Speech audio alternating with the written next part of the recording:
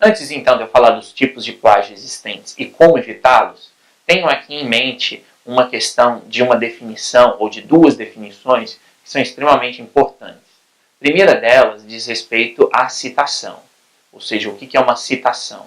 A citação é a indicação no seu trabalho de que aquele trecho ele não é seu, ou seja, que você está tirando de algum lugar. Que lugar é esse?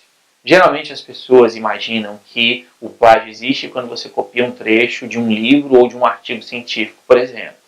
Agora, em uma definição que é uma definição mais ampla, digamos assim, e ao meu ver uma definição um pouco mais correta, a citação ela deve ser feita todas as vezes que vocês tirarem ideias de algum lugar.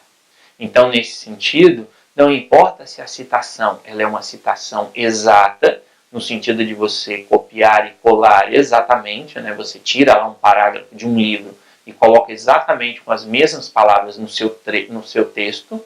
E se você faz isso, ou seja, se você copia aquele trecho e coloca no seu trabalho sem fazer indicação da fonte, isso é um plágio.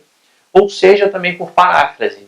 Ou seja, muitos alunos muitas vezes acreditam que se eu leio um texto lá qualquer e aí eu coloco as ideias daquele autor no meu texto com as minhas palavras, então eu não estou fazendo plágio, não estou plagiando.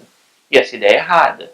Ou seja, tenham em mente de que o plágio ele se caracteriza pela cópia de ideias e não pela cópia de textos. Portanto, se vocês copiarem e colarem um texto exatamente, vocês estão, obviamente, copiando e colando não apenas o texto, mas a ideia do autor. E isso é plágio se vocês não indicarem as fontes.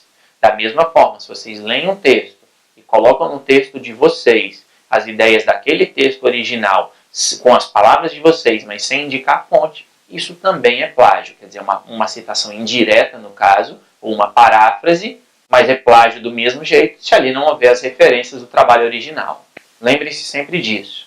Dizer algo com as suas próprias palavras não significa dizer que aquele algo é seu.